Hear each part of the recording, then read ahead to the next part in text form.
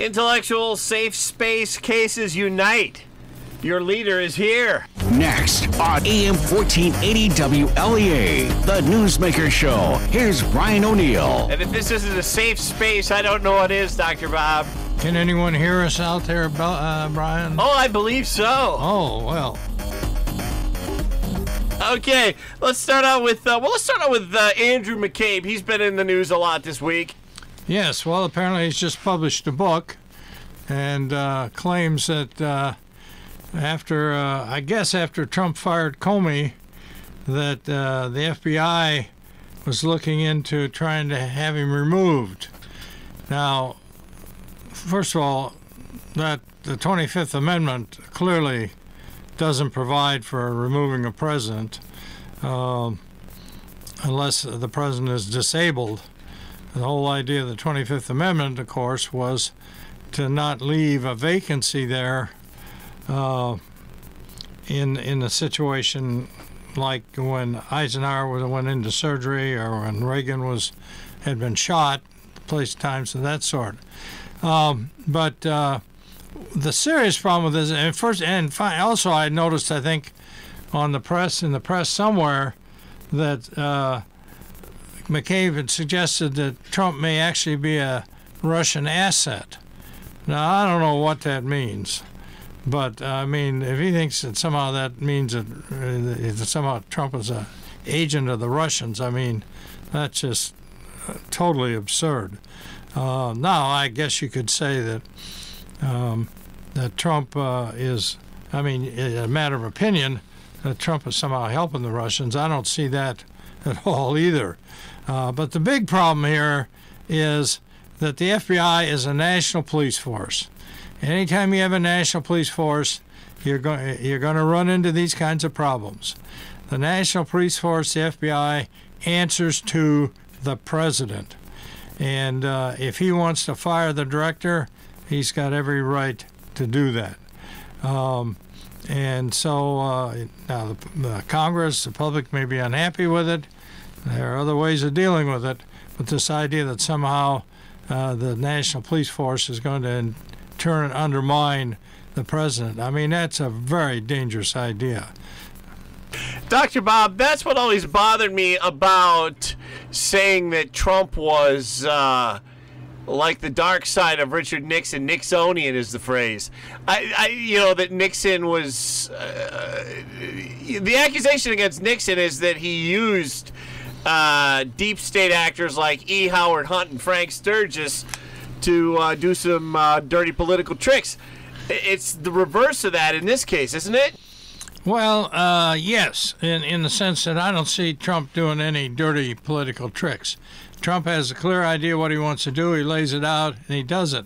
But the problem is the networks that have been established inside the Beltway have become so entrenched that they threaten any kind of disruption there. And Trump has been characterized as a disruptor, which I don't think is unfair. That's what Tom Reed says. But anytime you disrupt, then these people find all kinds of issues to try to protect their positions. And the bottom line here is the Democrats and the people in Washington, D.C. have never been able to accept the fact that Trump was elected president. And it's from the very beginning. There's been a constant effort to try to undermine him and undercut him. And as one of my friends said the other night, can you imagine the kind of pressure that this man has gone under for the last year and a half? I mean, it's just incredible. And that seems to be the argument that McCabe and Comey and others have had, is that there was a lot of stress on them, the intelligence people. But isn't it the reverse? The stress has been on the president.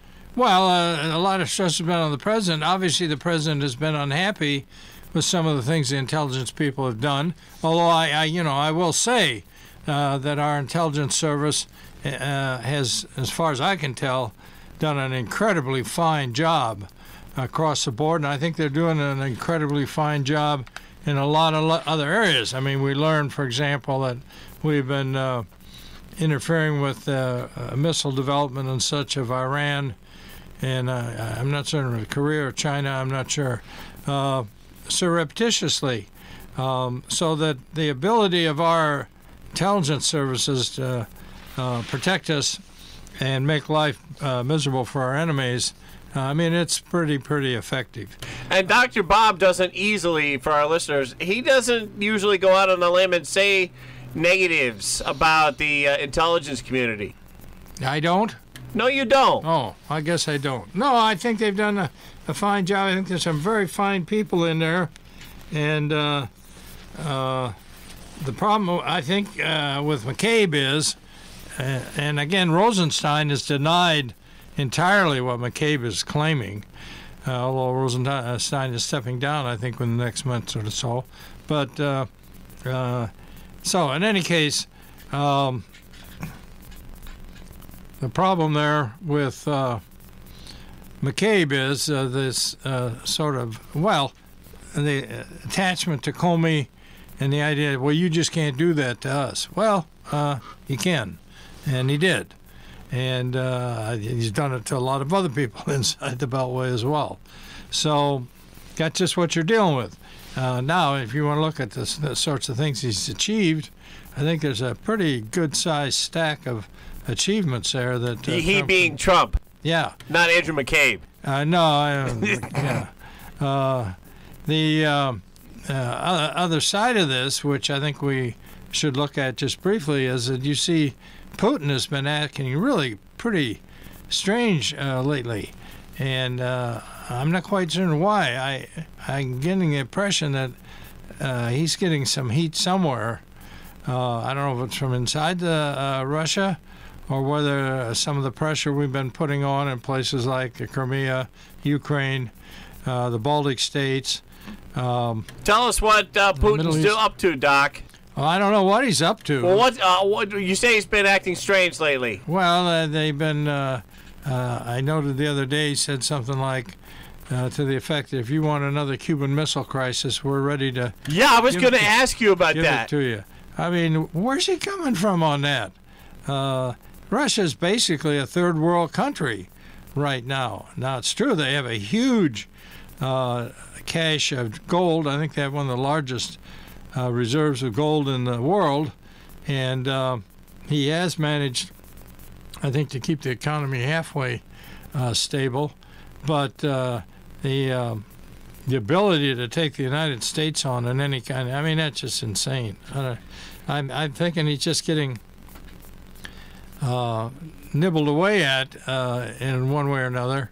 And there may be some other forces, Islamic forces, something of that sort, beginning to cause him trouble as well. I don't know. But again, the longer you're in office like that, as we say here, Brian, friends come and go, enemies accumulate. And he's been in there quite a while, and so it may well be that that's beginning to get to him, too. I don't know. Speaking of friends, Dr. Bob, your old student, Congressman Tom Reed from Corning, is going to be in H-Town tonight. Yes, I look forward to hearing what he has to say. And then he's going to, what is it, Groton Town Hall and Owego Saturday for town halls. I'll probably have to miss that, yeah. You know, politicians... Yes? Generically, by people who are like to make statements but aren't terribly informed, people will say that they're lazy and greedy. I don't know how you could accuse Reed of being lazy, or any of these guys, Schumer, whoever. I mean, they're always going. Yeah, the energy level is all incredible. over the states. It's incredible. Some of them, yes, just kind of sit back and take it as a given, and some of them are able to do that. Given their districts, etc. But certainly Tom Reed does not, and has made it a very important part of his being in office to get out and meet people and talk to them. And he goes to places that aren't tomorrow, Saturday. He goes to places that aren't all that far from Ithaca, so you can bet that a lot of those Ithaca voters will go to both. Perhaps. Or some will go to one and some will go to the other. But he doesn't. He doesn't get influenced a lot by people who heckle him or holler or scream, but he does listen. Yes. Yes. Now, as you know, I'm a fairly strong supporter of the man. I am looking forward to his evaluation of the Democrat candidates, however, who think that somehow they can replace Donald Trump. I mean, that's getting to be a whole menagerie of candidates. I think we have... Everybody but the OAC is jumping into this one. Well, yeah, and talking about the OAC, and that would be Alexandria Ocasio-Cortez. Yes, Ocasio-Cortez. NYCD, New York City, Democrat. Oh, yeah. Yeah. Thanks, Brian. But the point with her is somehow they got to get rid of her. They got to get her out of there. They got to get her off the stage. And I see that this past week they've been criticizing the fact she's moved into some really high rent apartment or place in Washington, D.C., showing that, well, here she's out helping the poor, but in fact she's living pretty well. And the more and more that stuff's going to be coming out, I think they got to get her out of there. Of course, the press loves it. They just play up every idiotic. She is a big celebrity. Yeah. Why is that, do you think? I think the press is looking for anything that creates controversy, and that's one of the aspects of the press that obviously Trump has used very effectively, and she's playing the same game. And the press is piling right in there on it. And she's, as far as I can tell, most of her proposals are totally idiotic. But that doesn't bother the press. I mean, they'll take any kind of half-baked idea that's tossed out there. I do have to say, though, some liberal news outlets are getting a little wary. No, I think that's the point I'm making. I think they're going to increasingly try to move her off to the side. And I note, for example, this past week, the Burn is in the picture again. Bernie Sanders. Bernie. He's 70. What is he? 77 years old. That's what they say. Yeah. What do you think of his chances this time? Well, I think what these people are thinking, Brian, is that my understanding is that the polls show Biden with, 23% support, and Bernie up there with 18% support. If you got 15 or 20 people in there running, especially if you got a third-party candidate like Schultz running, it's not going to take 50% of the vote to win. With 35%, you might actually, and certainly in terms of getting the nomination, you can get the nomination with a lot smaller number than 50%. So, and that's why you see somebody like Gillibrand, who is pushing one issue, and then, of course, is the whole gender discrimination issue. But Bernie's pushing something about broader. He's pushing socialism for us all. And now, Bernie was accused by many conservatives and commentators of also being on the airheady side of things, just the same way they portray the AOC. Do you think it's true of Bernie? Well, I think Bernie's got to come up with some way of financing a lot of these proposals he's making. I don't think he's quite the airhead that AOC is there. I almost feel bad for AOC these days. A moment of silence to follow that comment. But I want to note also that, as you know, Mr. Weld has declared he's going to run for the Republican nomination. Yeah, his chances? Well, I was watching BBC News. They have a Monday night political panel there, two ladies, one from, I think, Charles Cook's firm, not consulting firm, but polling firm, which is good. I mean, Charlie Cook's good. And I think the other one's from Politico. I don't know. But at any rate, they were saying that when somebody challenges an incumbent president, it's usually a situation in which the president's polling numbers are pretty low, like Carter was challenged by Kennedy, etc. But as a woman from Cook's organization pointed out, yeah, that may be. But among Republicans, Trump has a 90% approval rating. The fact is he's running very, very strong in his own party. So where Walder's going with this is just makes you wonder. Can we talk about Senator Chuck Schumer for a moment? Well, I don't have much. This is a regional issue, not a national issue. Schumer's giving a hedge fund president who wants to buy Gannett Media, and that would include newspapers like the Democrat and Chronicle in Rochester. He says that he wants to block it because he's got serious problems. He didn't say he wanted to block it. He says he has serious problems with it because they want to ship a lot of those jobs overseas. So what's your point here? What do you think of what Schumer said about saving the DNC and other? I'm for that.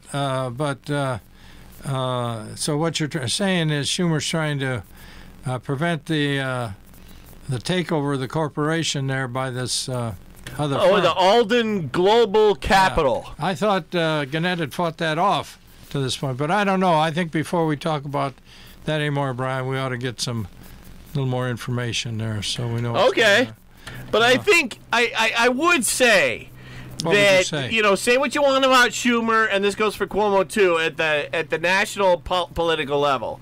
Yeah. They do their constituent services. Hold it, Brian. What Schumer is doing is expanding federal spending programs as far as he can.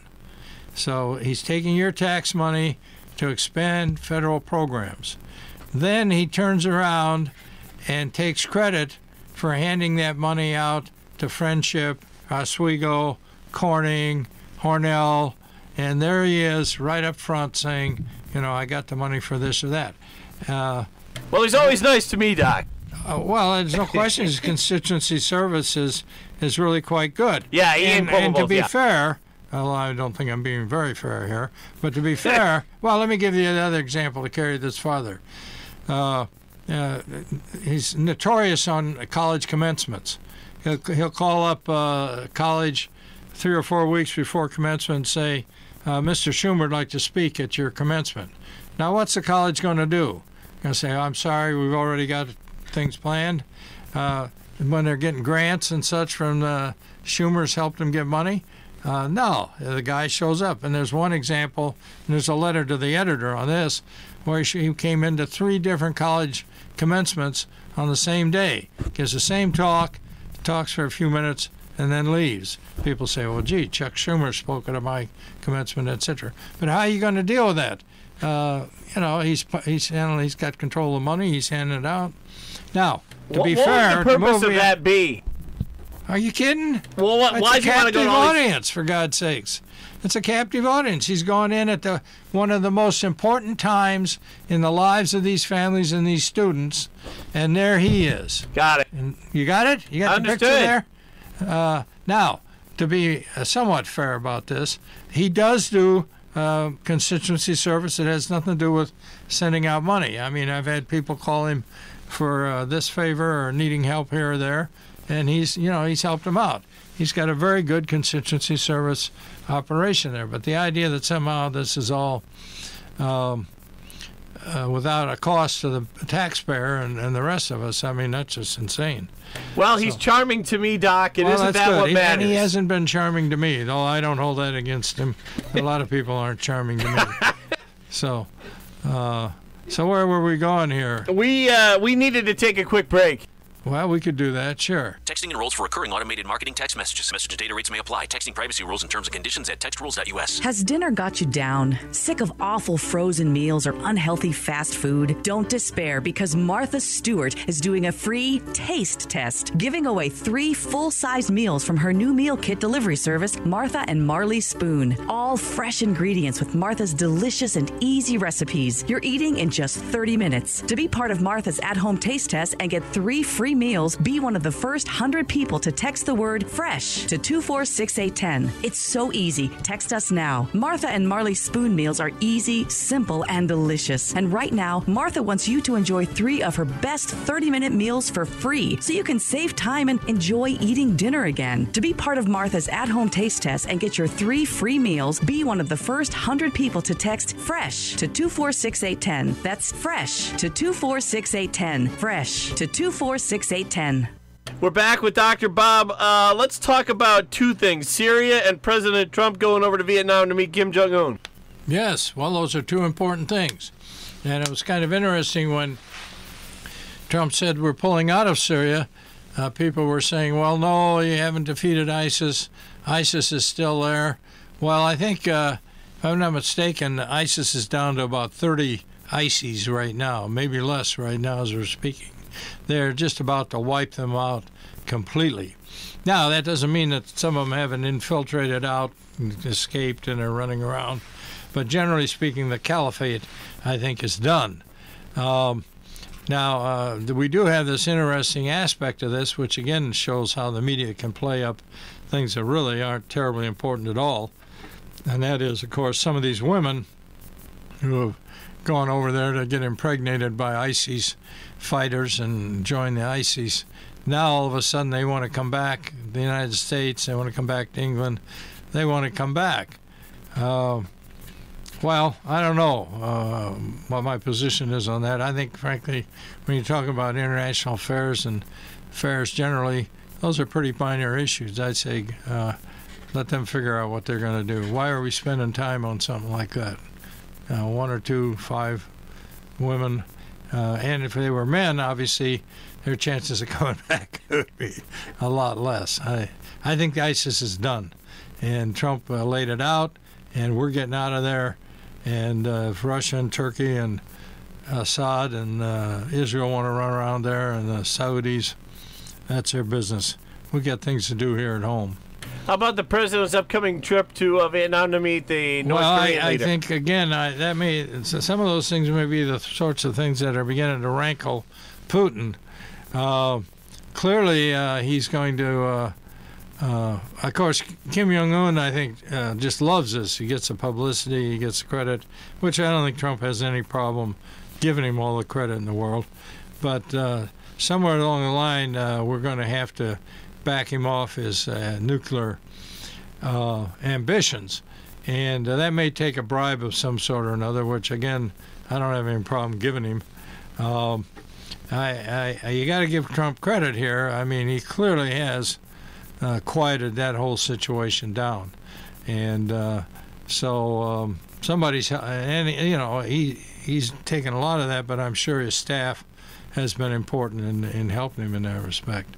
Also, the Chinese situation, again, in terms of trade negotiations and trade talks, it looks as though we're making some serious progress there with the Chinese, and I assume some sort of agreement will be coming up in a few weeks in that respect, and that'll be that could be tremendously important to us and to the Chinese, frankly.